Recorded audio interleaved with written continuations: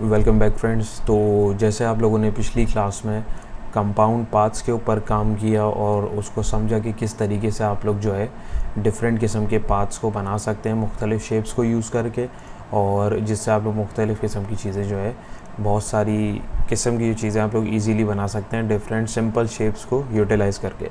तो वो तो हम लोगों ने पढ़ा था, जो वो था हमारा कंपाउंड पार्ट्स के बारे में, ठीक है। तब इसके बाद जो बारी आती है वो आती है कंपाउंड शेप्स। तो कंपाउंड शेप्स क्या होते हैं? कंपाउंड शेप्स को मैं आपको डेमोन्स्ट्रेट करने के लिए मैंने आपके सामने दो हसीन जो हैं डब्बे रखे हुए हैं आउटलाइन मोड में और दो जो है नीचे सर्कल रखे हुए हैं। तो इसको मैं आपको समझाता हूँ। सबसे पहले इसके लिए हम लोग पाथ फाइंडर, हाँ बंद हुआ है, इसको हम खोलेंगे, विंडोज़ में जाएंगे और यहाँ पे हमारा पाथ फाइंडर आ गया, ठीक है। पाथ फाइंडर को मैं थोड़ा सा इधर कर लूँ। सबसे पहले मैं आपको इसके ऊपर डेमोन्स्ट्रेट करके बताऊंगा कि किस तरीके से काम कर रहा है, ताकि आपको अच्छे तरीके से जो है आइडिया हो जाए, ठीक है। अच्छा, पाथ फाइंडर खुल गया। पाथ फाइंडर के जो हमने शेप्स वाले जो पोर्शन था नीचे वाला, जो पाथ्स वाला जो पोर्शन था, ये हम ऑलरेडी अल्हम्दुलिल्लाह पढ़ चुके हैं। तो अब इसके बाद बारी आती है हमारे शेप मोड्स की, यानी कि कंपाउंड शेप्स हम लोग किस तरीके से जनरेट करेंगे। अब इसका बेनिफिट क्या है ये मैं बताने से अच्छा आपको दिखा के इसको समझाना चाहूँगा, ताकि आपको इजीली समझ में आए।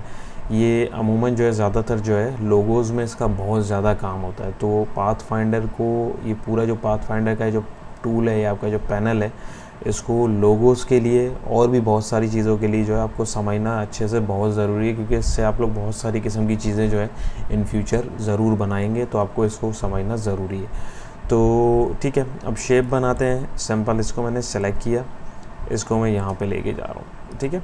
और इसको थोड़ा सा टेढ़ा इस तरह कर देता हूँ शिफ्ट दबा के, ताकि आपको जो है क्लियर चीज़ समझ में आए कि हो क्या रहा है। सिंपल मैंने दोनों को सिलेक्ट किया।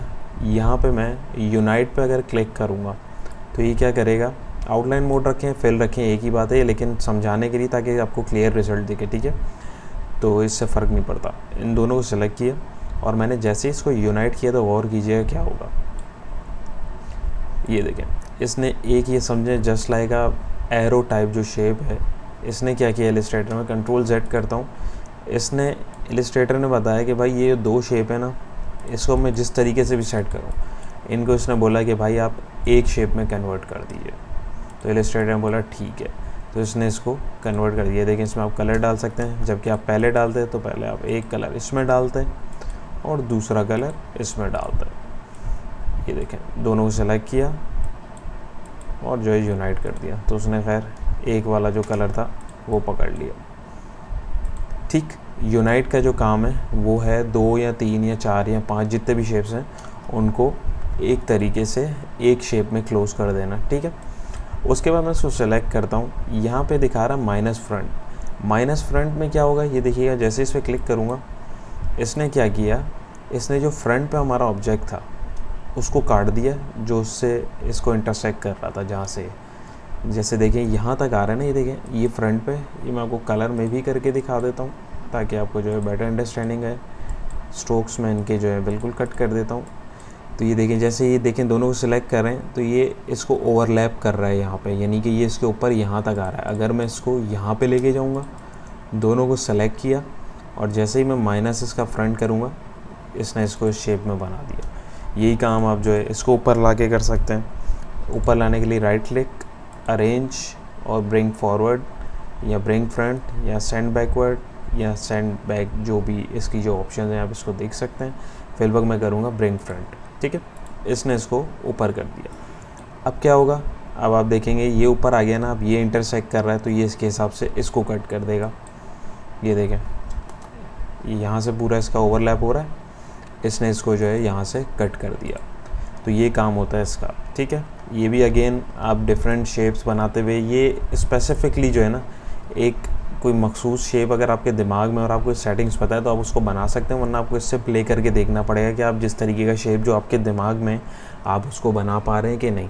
तो ठीक है, ये चीज़ हो गई। इसके बाद आता है हमारे पास इंटरसेक्ट। इंटरसेक्ट का आपको अगर मैं बताऊं तो ये थोड़ा क्रॉप की तरह, नीचे जो पाथ्स है ना, जैसे हम लोगों ने इसमें पढ़ा था कुछ इस तरह। ये देखें इधर इंटरसेक्शन जहाँ पे हो रही है, इंटरसेक्शन इन द सेंस कि जहाँ से इसको वही जिस तरह ये इसके ऊपर ओवरलैप कर रहा है, ये वाले हिस्से से ये वाले तक और ये वाले से ये वाले तक, यानी ये बीच का हिस्सा जो है एक तरीके से समझे एक शेप बन रहा है।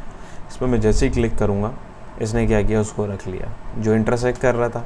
कंट्रोल Z करता हूँ, जैसे लेट सपोज मैं इसको यहाँ पे ले आता हूँ और इसको थोड़ा सा यूँ कर देता हूँ। दोनों को सेलेक्ट किया, मैं चाह रहा हूँ कि ये जो हिस्सा है ना, जस्ट ये एक शेप है, मैं ये बना लूँ।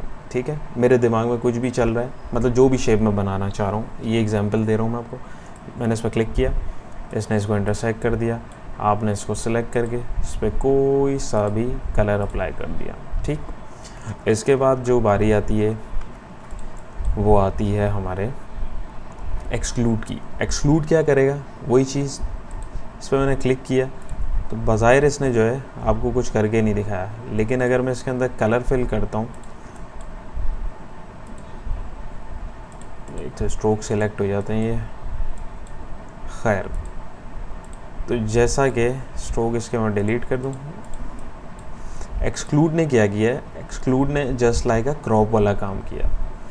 इसने क्या किया, मैं दोबारा आपको करके दिखाऊं, इस दफ़ा मैं आपको बल्कि कलर में करके दिखाता हूँ ताकि आपको इजीली अच्छे तरीके से दिखे कि हो क्या रहा है असल में। ठीक है, दोनों को सिलेक्ट किया, सेलेक्ट करने के बाद एक्सक्लूड पे क्लिक किया तो इसने जो है आपका जो ये इंटरसेक्ट वाला ऑप्शन था, इसने इसका उलट कर दिया।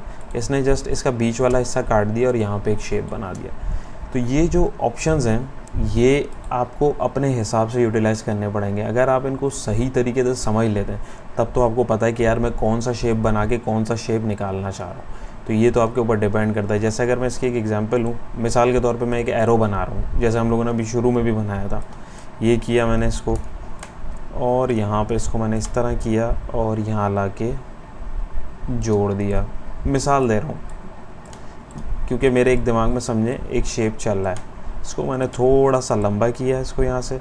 अब मेरे दिमाग में बनना है कि यार एक स्टाइलिश सा एरो समझे बोलें अगर, तो क्योंकि एग्जैक्ट एरो नहीं, एक एब्स्ट्रैक्ट एरो अगर आप बोलें, मैं चाह रहा हूँ कि यार मैं इसको मिक्स करके एक शेप बना लूँ, ये यहाँ से इसको जो है मैं कट करके बना लूँ। अब मेरे पास वही ऑप्शन है, यूनाइट कर दूँगा तो ये मेरे पास एक पाथ बन गया, समझे, जस्ट लाइक एरो बन गया।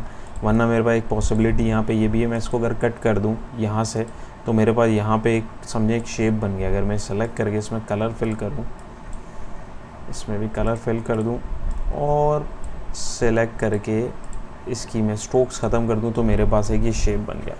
तो इससे आप लोग जो है डिफरेंट किस्म की चीज़ें जो है ईज़िली जनरेट कर सकते हैं, मुख्तलिफ़ किस्म की शेप्स जो हैं। ठीक है, तो इसके साथ आपको प्ले करके देखना पड़ेगा। अच्छा, ये तो हो गया हमारा यहाँ पे इसको एक्सप्लेन करना है। इसको मैं आपको जो है इसकी एक लाइव एग्जांपल भी दिखाना चाहूँगा। इसी वजह से मैंने 2 सर्कल्स जो है बना के रखे हुए थे। जैसे अगर लेट सपोज़ यहाँ पे मैं टी लेके आ जाऊँ या कुछ भी, ठीक है, इसको मैं बड़ा कर रहा हूँ। ये जो टेक्स्ट वगैरह से रेलेवेंट जितनी भी चीज़ें हैं मैं आपको जो है इसका पूरा एक चैप्टर है तो उसमें सारी बताऊंगा, तो अभी कंफ्यूज होने की ज़रूरत नहीं है। अभी जस्ट आपने देखना है मैं इसके साथ करके आ रहा हूँ। ठीक है, ये सारी चीज़ें मैं आपको टेक्स्ट वाला जो हमारा जिसमें हम लोग फ़ॉन्ट्स वगैरह और टेक्स्ट वगैरह की सेटिंग्स और चीज़ें पढ़ेंगे उसमें मैं आपको सारा डिटेल में समझाऊँगा। ठीक है, तो अब यहाँ पर देखें, यहाँ पे मैंने लेट सपोज़ ये एक लोगो है, क्योंकि ऐसी क्वेरीज़ जो है ना अमूमन लोगोज़ में ज़्यादा आती हैं। क्लाइंट बोलता है कि यार मेरा जो लोगो है, जैसे ये पूरा लोगो है, ठीक है, वो बोलता है कि यार ये टी जो है, अब इसके ऊपर कुछ भी हो सकता है, यहाँ पे जस्ट ये एक एग्जांपल है। ठीक है, क्लाइंट बोल रहा है कि यार इसको ऐसा बनाओ कि ये सी थ्रू हो जाए, मतलब कि इसके आगे मतलब बीच में से हट जाए, जैसे कैसे समझो, ये कट जाए बीच में से, जैसे अगर मैं ऐसे बोलूँ तो इसको हम क्या करेंगे, ये देखें मैंने दोनों को सेलेक्ट किया। अब इसको मैं अगर यहाँ पे यूनाइट करूँगा तो यहाँ पे इसने इसको एक ही कलर में ठूस दिया, तो ये तो मुझे करना नहीं था। ठीक है, अब यहाँ पे जो मेरा ऑप्शन काम करेगा वो करेगा माइनस फ्रंट। क्यों? क्योंकि फ्रंट के ऊपर मेरा ये शेप आ रहा है और बैक के अंदर, बैक में जो है मेरा ये है शेप। ठीक है, तो इससे साफ समझ में आ रहा है कि दोनों को मैंने सेलेक्ट किया और इसको अगर मैं सेलेक्ट करता हूँ तो फ्रंट वाले को, इस शेप को निकाल देगा। कैसे? ये देखें, अगर आप गौर करें, कंट्रोल सेट करता हूँ तो यहाँ पे देखें अभी 2 ऑब्जेक्ट्स, 2 शेप्स आपके सेलेक्ट हुए हैं। इलस्ट्रेटर भी कंफ्यूज है कि यार यहाँ पे 2 ऑब्जेक्ट हैं, किसका कौन सा कलर है, तो यहाँ पे वो दिखा नहीं पा रहा है क्योंकि 2 ऑब्जेक्ट्स जो हैं आपके, यानी 2 शेप्स जो हैं आपके वो सिलेक्टेड हैं। जैसे ही मैं इसको यहाँ से माइनस फ्रंट करूँगा तो देखें इलस्ट्रेटर भी समझ गया। एक तो इसने इसको एक पाथ में कर दिया क्योंकि उसको इसने काट दिया, यहाँ से शेप बना दी उसके बीच में, सी थ्रू हो गया वो। और इलस्ट्रेटर ने बता दिया हाँ यार, कलर भी उसने डिटेक्ट कर लिया कि सही है भाई ये जो है ये एक ही शेप है। तो इसको आप कंट्रोल वाई करके आउटलाइन मोड में भी अगर देखें तो ये आपका एक ही शेप है, ठीक। इसमें आप जैसे कलर फिल करते हैं, रेड, ब्राउन, जो भी, तो ये एक ही शेप में आ रहा है। अब जो कंसर्न हमारा था वो क्या था कि यार इसके पीछे जो कलर है, जैसे अगर क्लाइंट ने लेट सपोज टी शर्ट के ऊपर अपना लोगो लगाना है, टी शर्ट ब्लैक है तो ये ब्लैक कलर में बन जाए, वाइट है तो जैसे पीछे इसके वाइट बैकग्राउंड ऐसा आ जाए। अब जैसे ग्रीन है तो ये मैं इसको इसके पीछे लेके गया हूँ। कैसे लेके गया हूँ, ये जैसे यहाँ पर अगर फ्रंट है, सिंपल राइट क्लिक करेंगे, अरेंज करेंगे, ब्रिंग फॉरवर्ड और सेंड बैकवर्ड। तो मैंने इसको सेंड बैकवर्ड कर दिया, शॉर्ट की भी आप यूज़ कर सकते हैं। तो ये देखें इसके पीछे चला गया और ये देखें ये इसने इसको सी थ्रू बना दिया, ये चेक करें। तो ये जो सारी चीज़ें ना, ये पाथ फाइंडर में समझना बहुत ज़रूरी है। तो ज़ाहिर सी बात है आप बिगिनर लेवल पे इसको भी समझ रहे हैं, देख रहे हैं, तो इसको 2-3 दफ़ा आप लोग देखिए, इसको प्रैक्टिस कीजिए और 4-5 शेप्स मतलब अपने हिसाब के, आप जो आपके दिमाग में चल रहा है या आप जो चीज़ बनाना चाह रहे हैं उसको बना के उसको ट्राई कीजिए और मुझे भी ज़रूर दिखाइए, ताकि आप इसको अच्छे तरीके से जब समझ जाएंगे तो आप आगे जितनी भी चीज़ें आएंगी उसको ईज़िली आप अंडरस्टैंड कर सकते हैं और इससे मुख्तलिफ़ किस्म के आप कई किस्म के शेप्स बना सकते हैं। लेकिन क्योंकि मैं ख़ुद स्पेसिफ़िकली अगर मैं अपने आप को बोलूँ तो मैं ज़्यादा, मेरा जो इंटरेस्ट है वो लोगोज़ में, तो मैं लोगो डिज़ाइनर हूँ। तो मैं पर्सनली इसको जो है पाथ फाइंडर को बहुत ज़्यादा यूज़ करता हूँ क्योंकि ये इसके लिए बहुत यूज़फुल है। तो इस वजह से इसको जो भी मतलब इलस्ट्रेटर सीख रहा है किसी भी एस्पेक्ट से, तो उसको जो है मेरे हिसाब से इस टूल को जो है, वैसे तो सारे बट लेकिन इस टूल को जो है स्पेसिफ़िकली आपको जो है अच्छे तरीके से अंडरस्टैंड करना चाहिए। तो आई होप आपको ये समझ में आया होगा। मैंने अपने हिसाब से इसको बिल्कुल सिंप्लीफाई तरीके से जो है एक्सप्लेन करने की कोशिश करी है, लेकिन फिर भी अगर आपकी कोई भी अगर क्वेरी हो तो आप मुझसे कमेंट सेक्शन में पूछ सकते हैं।